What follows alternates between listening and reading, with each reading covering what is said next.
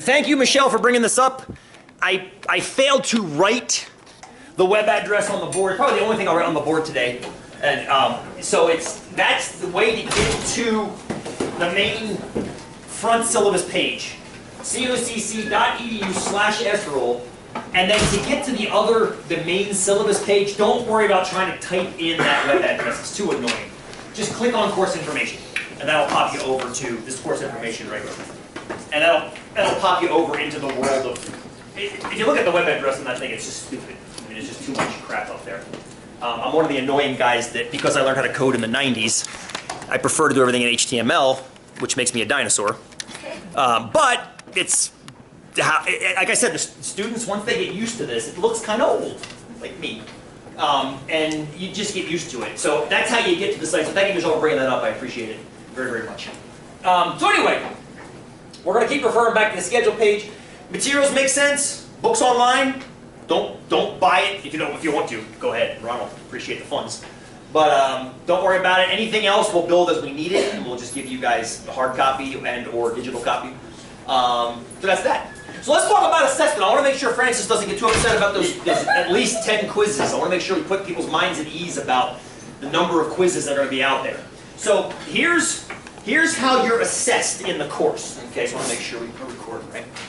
We are. Oh, speaking of recording, slight pause.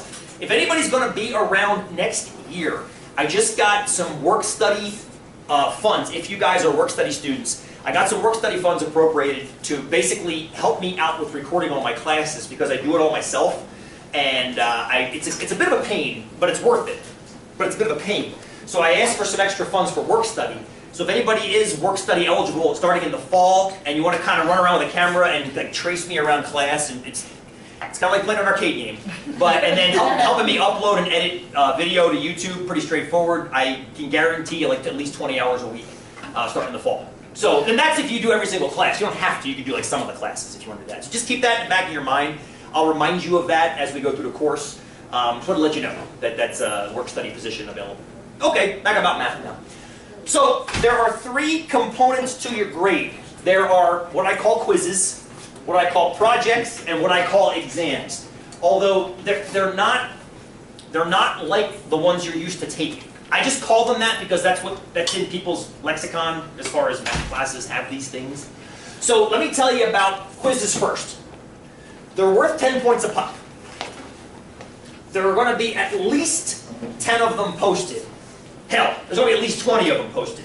But you don't have to do any more than 10 of them. Some of you have had me in classes before. It was a little bit different back in the day. It was either all optional or I forced you to do, I don't know, every class. I don't remember what it was, Kel. But they were all optional. I remember that. It was all optional a couple terms ago. I changed it up. I changed everything up because of feedback I got from students. I'm constantly surveying students to see how they learn the best. And a couple suggestions came in. You should make quizzes mandatory. I was like, ooh, okay. I like that idea in theory, but I don't like the idea when life becomes prohibitive to getting them all done. So what I decided was, okay, I'm going to make them mandatory, but I'm going to make a set number mandatory. You have to do at least 10 of them. You can do more than 10, but you have to do at least 10. But that means I have to post more than 10, because suppose, for example, like our friend that had to leave because of a school thing, she can't get to one for next Wednesday. Well, then I want to have an available one to make up for that one down the pike. So that's why I have like 25 by the end of the course up. Sometimes I'll have 2 and 3 and 4 posted during a week, if you count the ones we do in class as well. You don't have to do all of them for a given week. You can pick and choose the ones you want to do. Tell me. If you do more, do you get extra credit? Let's talk about that in about 10 minutes, because it's not extra credit in the classic sense, it's extra credit in a neo-classic sense. And I want to talk about what the hell I'm talking about there. Moment. It's like, why did they come to class today? They warned me about this guy. Sweet Jesus. No, I want to talk about that. It's a neat mathematical idea that I want to chit-chat about. So you have to do 10 of them. And when I say do them, there are 2 different kinds. There are in-class and out-of-class quizzes. We'll start by doing one probably on Wednesday in class together, which essentially means that's going to count against the 10 you have to do. Any one you do in class counts against the 10 that you're going to have to turn in by the end. If you miss class that day, there'll be other ones. You just don't do that one for points. You can still do it. I recommend that you do it to learn the mathematics on it. but you just can't submit it for points anymore. But that doesn't matter. You're going to have 24 other ones available to cherry pick from between the ones you want. If you open a quiz one week and you're like, I hate this quiz, then don't do it. Let that one go. Let that one go. There are going to be some topics you like more than others. Pick the ones you want to do quizzes on. Simple enough. I try to offer multiple versions of quizzes, or multiple attacks for certain, like quadratic modeling, for example, is a great one because it lends itself to cancer rates and things falling on Earth and all these varied topic kind of themes. So you can say, like, I like the one about the rocks falling, but not so much the cancer rates. Then don't do the cancer rate one. Do the one about the rocks falling. You see what I'm saying? Pick and choose. Make the quizzes be what you want them to be, so to speak, within, I mean, the ones I post. Fair enough? Any questions on that so far? We got in class and out of class. The in class ones will be exactly what we're doing in class that day. It'll be tied to that. Most likely, the quiz the following week will also be tied to that topic. The reason I started adding these was also due to student input. You had some of these last term in 243. Students started asking, it would be really great if we had quizzes in class while we're learning something. I'm like, you know what the hell, let's start doing it. So we start doing it. We start doing quizzes in class all together. And then having some due a week later, where you can kind of go to your other classes, go to your A&P classes, go to your chem classes, go to your speech classes, forget the math for a while, and then come back to it and be like, okay, what the hell was he talking about? Oh yeah, that. And then that long term, so you got short term and long term retention. Make sense? You'll have to do some out of class because I won't have 10 in class altogether, just because of time. So you'll have to do some out of class quizzes as well. A lot of students did all the in class offerings, please. So all the in-class quizzes will be on Wednesdays, though? No, they can be any day. The ones that are, the quiz dues that are linked are the out-of-class ones. Thank you for that question. Tell me your name. Chloe. Chloe, thank you. The in-class quizzes are going to fall on whatever day they fall on. The ones that you saw on the schedule page will all be out of class. And they'll be linked at least a week in advance. So starting tomorrow and early Wednesday, I'll link next week's quizzes on Wednesday. And you can start accessing them right there and start looking at it and finding time to do them. So it's up to us to keep track of how many quizzes we've done? Sort of, yes. But I also email you guys a progress report every Friday. Oh, wow, okay. Yeah, I'll send you a progress report in a big yellow highlight that says you have this many more to do to keep you on track. Great, thank you. Oh, you're welcome. It helps keep you guys on track. I've noticed if I send you a progress report every week with a little gentle reminder of you have 8 more to do, you have 7 more to do, you have 6 more to do, it just helps students like, oh crap, that's right, I'm in rules class, I better start going. So that it's just one of those things. So it is ish on you, but it's also, I take it on me a little bit because that simple little action saves a lot of students a lot of agita. So, cool? Good, thank you, Chloe. So does this kind of make sense? Oh, please, go. If we do more than 10 quizzes, are you going to pick the best? No, breakdown? I want to come back to that because I do want to answer that question. I use them all, and we'll see how that, there's like, it's like a multi-tiered answer. That's why I keep pushing it back. And I want to make sure we understand the basics of this first, and then go back in. So I promise we'll get to that. Quizzes, other questions about quizzes right now that you've got. So you don't do them in class. The in-class quizzes we do in class. These guys that are on the schedule page work with each other on. Form study groups right now. Find somebody that lives near you or can carpool with you.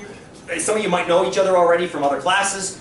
Work together. If you don't, that's totally fine. If you want to work independently, that's fine. But work together, use online resources, use whatever resources at your disposal. Quizzes are completely done out of class. Completely done out of class. Okay? And then you submit them, except for these guys. These guys we do together. But the out-of-class ones, the ones that are posted on that schedule page, you'll download those, take a look at them. Please, Chad, go ahead. Are we allowed to use any notes for in-class quizzes or anything? You won't need to. We'll be doing them together for the most part. Oh. Yeah, for the most part, they'll be like guided. We'll be working in small groups or as a class as a whole. I mean, so yes, you sure can. Absolutely. But it's not about memorization, regurgitation. Very often the quizzes we do in class are actually leading you through an activity.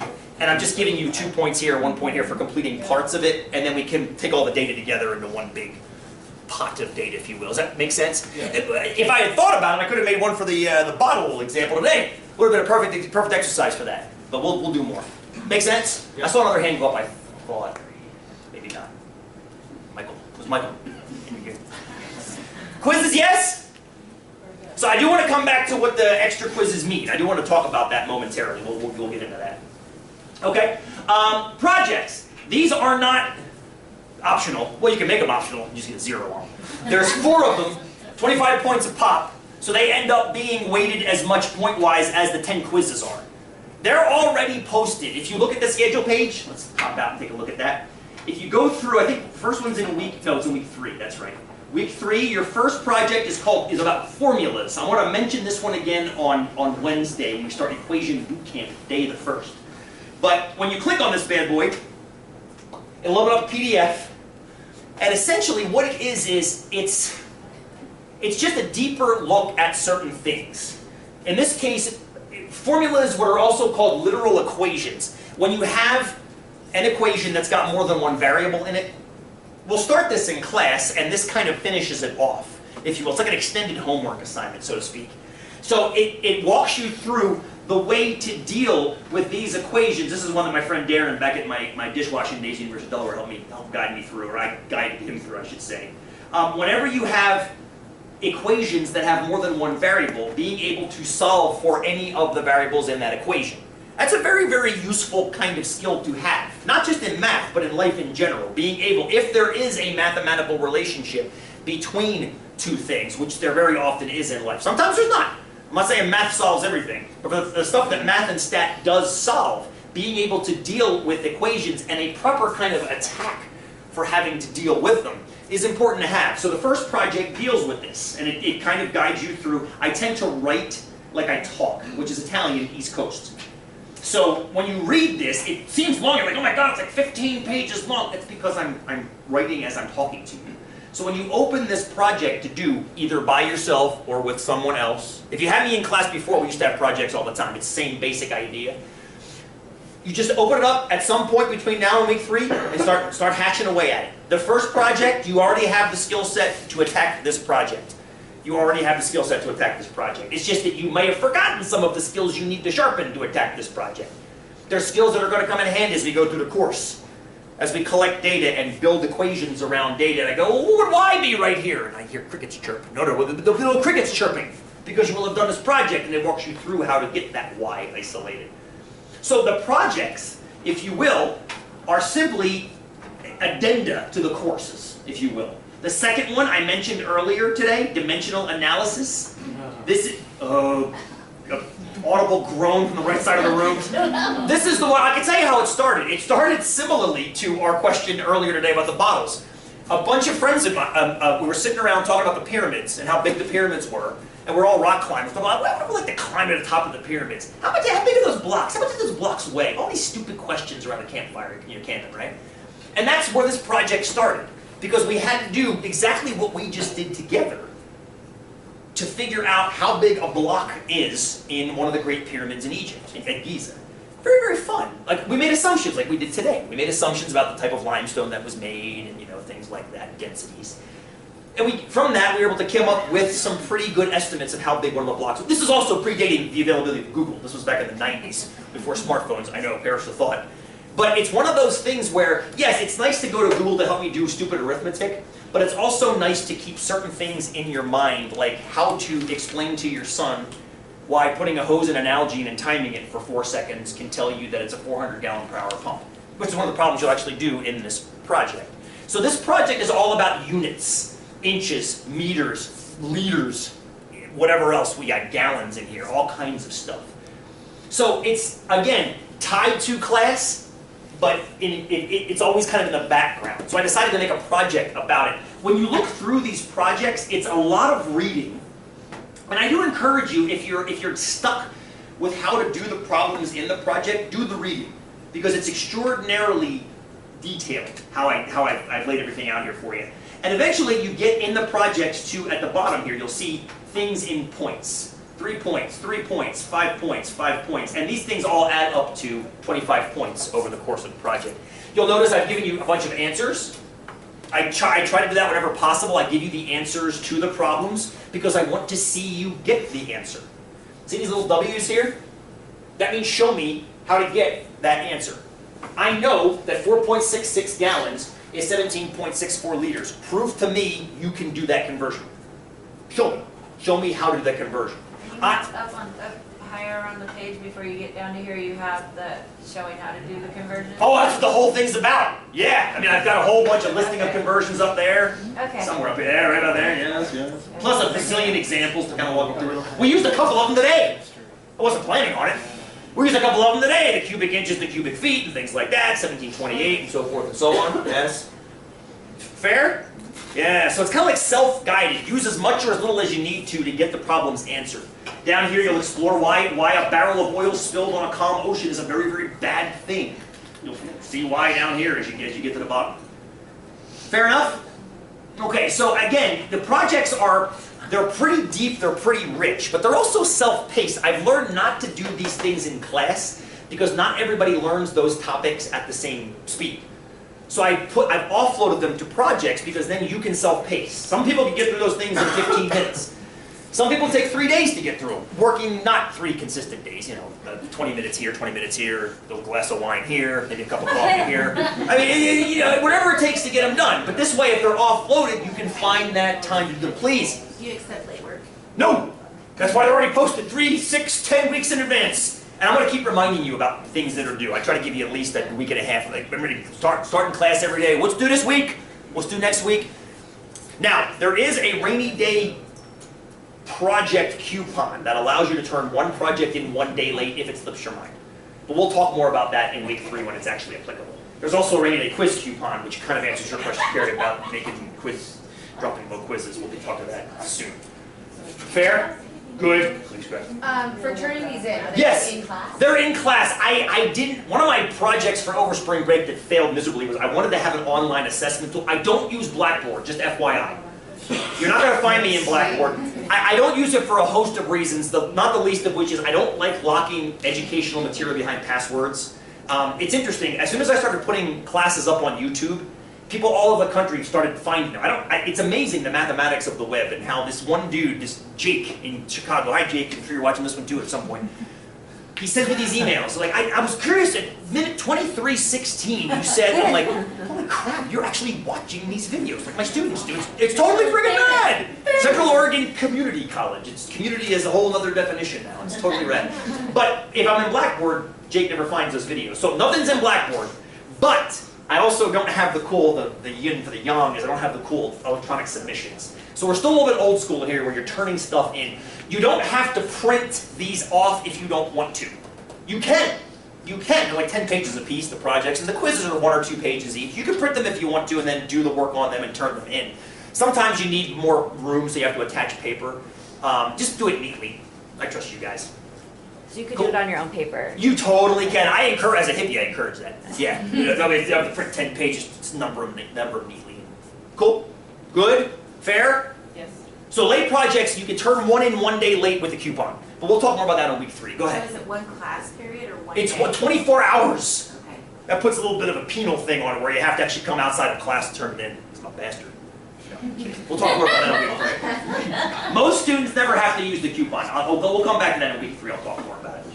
So projects make sense. You got 2 more down there, week 8, I think, and week 10. So they're already posted. You could start essentially any of them at any time right now. I've designed them so that you already have the basic mathematics to attack them. It's different than 243 was, where 243 was kind of, you had to do them in order. 105 is a little bit different. You can actually get into any of the 4 of them right now and start whittling away at them. So, cool? Any questions so far with projects or quizzes? The only thing left is the exams, and they're also oddball because they're not your usual exams. In 243, 2 terms ago, we had the exams half in and half out of class. Back in the day, they were all in class. I've changed based on student input. When I started doing half in and half out of class, students said, you know what might be worth a try? No, tell me. They said, try doing exams completely out of class. I said, you know what? Yeah, let's try that. So I tried it last term for the first time. 2 exams. One's going to be posted in week 5. One is posted on the final exam week.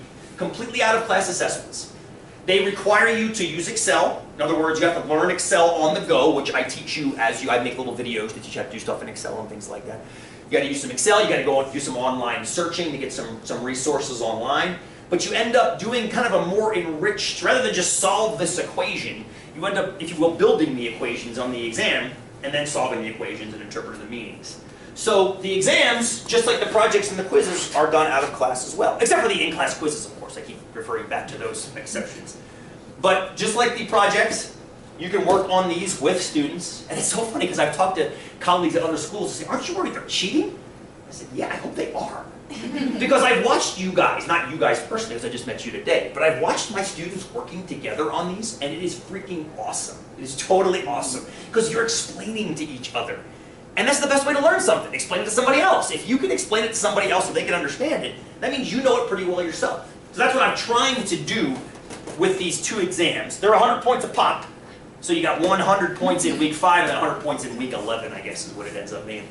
And I'll have them posted about 3 weeks out from their due dates. Yeah, Francis, go ahead. I just think that is really awesome because some things, some person may think it's really simple, and you're like, I just don't even get it. And then some things you can tell, well, this is how you do it, but it helps you understand it even further by being able to explain it. So that's awesome. I totally agree with that statement. I completely agree with that statement. Also, I've often heard of, and I think I suffered from this, I'm sure. I was never good, math never came easy to me. I had to work my tail off to understand mathematics. And I always dreaded the 2-hour in-class final exam for my college math courses. It's just one of those things you just dread. You feel it for days before and you just want to go to sleep for 3 days after. And I started realizing, I'm like, what does that really prepare you to do in life? And I couldn't think of anything. Like, you don't work like that. You don't like go into your office and your boss takes everything off your desk and say, 2 hours, go! And it doesn't work like that, you know? So I started thinking, I'm like, can we design a meaningful assessment? Not just simple regurgitation of information, because that's lame. But a meaningful assessment where you're creating from real data stuff that you then have to use mathematics to create and then solve and then interpret. And the answer is yes, it works pretty damn well. It worked great last term. Students, I did a pre and post survey, and they all totally dug it. So you guys get the benefit of that. We'll survey you guys too and see how you think at the end. So they're not posted yet. The dates I've got posted, look at the schedule page. I think it's in week 5. Yep, it'll be right here. It'll be hyperlinked. There might be a spreadsheet that goes with it, depending on what topics are on it, depending on if the spreadsheets make sense. And I say well in advance. I'm thinking by the end of week 2, I'll have a ballpark idea of what's going to be on there. I've already got a couple ideas bouncing around my head after watching my son in the yard yesterday. Which doesn't make any sense to you right now, but it'll make perfect sense when you see it's in my head. So anyway, you'll download that. You don't have to print it if you don't want to. You totally can. I usually don't ask you to print spreadsheets off. I ask you to do things in spreadsheets, either take screenshots or just write equations into your documents. But I'll guide you through all that. If anything, I'm not stingy on words for instruction. Just make sure you read them. That's one thing. And I think a lot of students get in the information age get tired of reading. And a lot of times, all your answers are right in these documents that I've got for you. Cool? Cool. So you have to do a minimum 400 points form. Let's go back to this assessment page here. Boom, boom, boom. Oh, there it was. A minimum of 400 points. You have to do at least 10 quizzes, so that's 100 points. 4 projects is 100 more, and then 2 exams is 200 more. So 400 total points throughout the course of the term. You can do more of the quizzes than the 10. Now here's why they're kind of a good thing. I want to go to this grading policy page. You might never use this again, especially as Chloe right, pointed out. I'm going to send you that progress report each week. You might never have to go to this page again because you'll just keep getting it delivered to you each week. I'm on a 10-point grading scale. If you go down here, I've got a little grade calculator that you can throw numbers into, and you can figure out how you're doing at any given point in the term. But like I said, I email you stuff constantly, so you might not ever have to use this. But I want to throw some numbers in here. Let's suppose it's week 6, and you've taken the first exam, you've submitted the first exam. Week 6, how many quizzes have you done by now? What do you think? 4? Week 6, yeah, but 4 by week 6? Totally fine. Let's say 5. Let's say 5. Projects, you would have done 2, I think, right, by week 6, because I think the second one's due in week 6. Okay, beautiful. Now down here, that's how many of each that you did.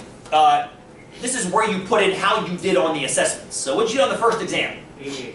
88? Okay then, 88 it is. How about 10, the 5 quizzes out of 10 points each? 10. 10, love it. What else? 8, 7, 1, because you had a really bad day the night before and you just woke up, not enough coffee. You got your name right. You dotted an I. And then you got a 10, right? Okay, beautiful. And how about your projects? Out of 25?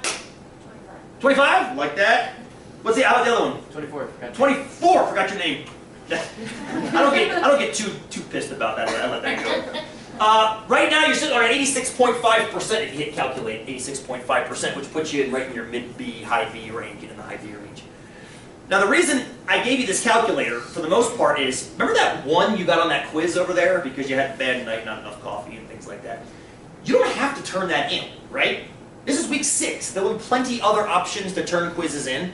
So one thing you could do is not turn that in, turn the quizzes down to 4, and recalculate your average.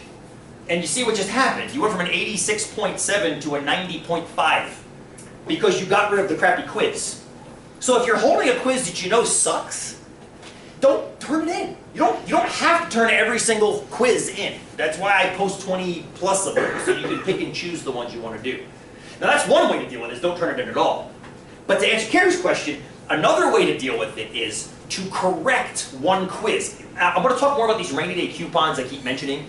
There's a rainy day quiz coupon that you wouldn't get rid of that quiz, but you would fix the quiz and resubmit it, and then you would still have the 5 quizzes, but then that would be a 10 instead of a 1. Now notice that your grade went up a little tiny bit. It went up to 91% from 90.5%.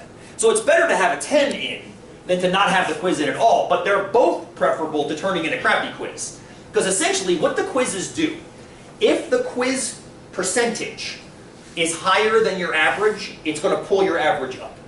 If it's lower than your average, it's going to pull your average down. And if it's roughly the same as your average, it's going to roughly keep the average the same. As the course goes on, the quizzes are worth less because there's just not that many points on a quiz compared to an exam, compared to all your projects. But in the beginning, when there aren't that many points, there's quite a bit of fluctuation with the quizzes. Yeah, go ahead. And you get one shot to correct your quiz. Yes, but that's the idea, because you also have every shot to decide whether to throw it in or not. Right. Does that make sense? Yeah, and I like the rainy day idea because then you can be like, hey, you know what? I might have sucked at this one, but I'll fix it later. What a lot of students do is they wait till the last week to turn in the rainy day. They look at all their quizzes and go, that's the one I want to fix, the worst one. That makes perfect sense, right? You don't want to correct the 7 and then maybe turn it into a quiz and get a 5 later and then not be able to burn your rainy day coupon on it. So yeah, a lot of students wait till week 10. My grader, Amber, loves that.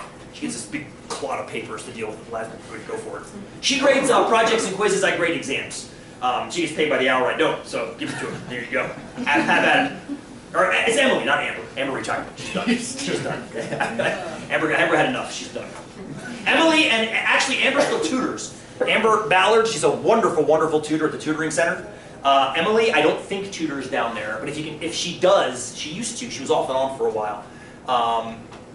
Yeah, Amber still tutors down there, and she knows kind of how I teach. She's worked with me for a couple of years, or she's worked with me for a couple of years, so you can track her down. She's fantastic. Anyway, make sense as far as assessment goes? Kind of makes sense. Good. All right. Let's see. Assessment. The rules in the net. Good question. I'm not going to read this to you. This is when you think of a syllabus. Very often you think of these thou shalt not, those kind of things, right? The 10 Commandments handed down to you. Rather than read this to you, which is annoying, I made the first quiz be about this page. So, if you go to your schedule page, we're here, or actually we are here. This is what we're doing today, yes? There's a quiz due on Wednesday. If you click on that quiz, it's a quiz about that page. So it walks you through, it says go to the rules hints page, and then it asks you a number of true-false questions about that page. So rather than read that page to you, which I know you'll all forget within 30 seconds of hearing it, I make you do a quiz on it, and then we constantly refer back to it as we go through the course, which is a much better way of kind of learning. I think it's the same one you guys took. I had to change since you took it. So that's your first quiz, which counts against the 10 you have to do. It's the only non-math quiz you'll do in the course, if you choose to do it. I think most students do it because you should do it. It's an easy 10 points, yes? Good. Please. You said we can just use our own line paper. Of course, you don't have to print that if you don't want to, yeah. You don't have to print that. You can use a piece of paper, piece of scrap paper you want, it's totally fine. Cool? And then we just bring that in. You bring that in, great question, thank you, Randall. You'll bring this in on Wednesday, so on Wednesday when you guys walk in, there'll be a nice little stack. Somebody will start it, whoever gets here first, just drop your quiz on the pile, and then we'll just put it in a nice folder, tuck it away, safely take it away, have Emily grade it, give it back to you hopefully on Monday. Please, tell me your name. So, Whitney. Whitney, thank you. So are there, like, no actual assignments? Or is it just quizzes? Oh, you're talking about homework. Yeah. Okay, good. Thank you, Whitney, for this. This is a fantastic question. You're getting assessed on the quizzes, the projects, and the exams. So that's what you're getting points for. I've built up, thank you, this is a great question. I built up, and I didn't know what to call it, so I put extra practice, parentheses, homework. So each time we do a topic in class, I'll be like, okay, we've now completed everything we're going to do in class on graded. There'll be a quiz, it'll be in your exam, there'll be those bits and pieces, but you might need more practice than just those things. That's where you can then come into here. Whoops. It opens up a PDF, tons of questions, extra over and above questions, all of which have answers either in writing below or piece by piece I'm adding videos to solve some of them. So there's plenty more practice here. I don't put any point values because students were killing themselves trying to do everything. They're trying to do all the quizzes and the projects and the exams and the homework, and they're like, oh my god, all I do is work in your class. I'm like, that's kind of unfortunate. Like I don't want to kill you guys with assessments. I want to have plenty of assessments to keep you engaged, but not murder you in the process. So there are, if you will, homework problems for each section. Do as many or as few as you need. Every once in a while, I'll actually point a quiz to one or two of the homework problems. Like, for example, I might say, go to, I don't know, let's say randomness. Go to randomness, find question E, there you go, E5, Lego minifigures. My son wants to collect Lego minifigures. He wants to make sure he has at least one of each. How many should he have to buy, if there are 16 total of them, how many should he have to buy on average until he can be reasonably sure he's got at least one of each of them? That's the kind of question that I would refer back to. I'd say, you know what, that's a great question. Let's just point you right back to that question in the randomness homework and solve it that way. So it's not homework in the traditional sense where I'm going to you go home, you do it, you turn it in, I grade it, I give it back to you. That's what the quizzes are, right? The quizzes are. It's kind of like, I've developed this around how my drum teacher taught me how to play the drums years and years ago. He'd send me home with a bunch of stuff to practice. He had no idea how much of it I actually practiced. The answer was quite a bit, especially the talent ride the lightning, let's play along with that. So I'd sit there and I'd play and I'd play and I'd play and I'd play and I'd play, and then I'd go back the next week and he cherry-picked certain topics that he had given me. Let's see if he can play in a 5/4. Let's see if he can play some reggae. Let's see if he can play some rock and roll, some Led Zeppelin rock and roll kind of stuff. And I do little spot checks, if you will. And if I could demonstrate proficiency in those random little spot checks, the assumption is I also have proficiency in all the other little tiny details. So that's where your homework lives, if you will, Whitney. Great, great question. Sorry for the long answer. Oh, it's okay. But every topic is going to have all these extra, and like I said, use as much or a little as you want. Some of them have video solutions, they all have worked solutions. Sometimes I'll point the quizzes back to look at them, sometimes I won't. So do as much or as little as you have to. If you're getting a topic in class, you might not even have to go into there at all. Like if we're doing linear modeling, we're doing best fit lines on the calculator, we're solving for Y, we're solving for X, you're like, I got this stuff. I can do the quiz, I can do the exam. And you might not have to go to the homework. You might have picked up enough in class to have gotten it. If you need more, there it is for you. Is that fair? Did everybody hear? That was a great question she asked. I wanted to make sure you guys all understood what I was talking about. I don't know what to call these things. I call them quizzes and exams and homework, but they're not in the traditional sense. I'm trying to move into the kind of a digital age for math education, which is do as much or as little as you need. And these are the resources available to you, of course. And you have the whole internet, of course, as well. But I'm trying to give you as much in this website as I possibly can. Cool? Fair-ish? Good. Good, good, good. Let's see what else there is. Enrichment, you might never go to this page, honestly. It's a series of what I've been told by students have helped them, other math links, other resources. Khan Academy, Purple Math, Hippocampus. Khan Academy you may have heard of. It's that wonderful video series of math tutorial. I'm trying to emulate what Khan is doing with my own set of videos. He does a more traditional approach to math where he's using videos to do traditional mathematics, where I'm using videos to do non-traditional mathematics. So we're kind of doing the same thing in two different ways. Ask Dr. Math is just basically a resource that some students have found useful. Anyway, just stuff that students have told me they've used. I think the best resource at your disposal for math help is, and always will be, Google. If you can't do something in mathematics and you're not finding enough resources on this website, just go to Google and say, dude, how do you solve a linear equation for the dependent variable? You will get 8.2 million hits, and the first few hits are good. I don't know how Google does it. Actually, I do. Perfect example of mathematics, vector mathematics. But it's an amazing application of mathematics to, when you think about how much crap is on the internet, and Google can get you close to what you need almost every time, that's pretty awesome. So use it. It's good. And all your assessments, with the exception of in-class quizzes, are out of class, so use Google for those too. For sure. Use Google. I do ask you guys to write down your thought processes for a lot of problems. Google can't help you with that. You have to help yourself with that, write down what's on your mind. But Google can help you get through nuts and bolts that you may have forgotten from, say, Math 65. What's the square root again? I forget. Well, it'll tell you. It's okay if you don't remember. We'll relearn that too. Outcomes. This is kind of a syllabus for the course. 105 has one of the weirdest syllabuses in the state because that's the only topic right there that has to be in the course right now. Everything else is at the instructor's discretion. So I've decided to make it a pre-243, pre-244 course with some geometry thrown in to be saucy. So, and this is lawyer talk. I have to have that in there. So that's all the student insurance and things like that. Cool? Any questions you guys have right now about the syllabus? Assessment makes sense?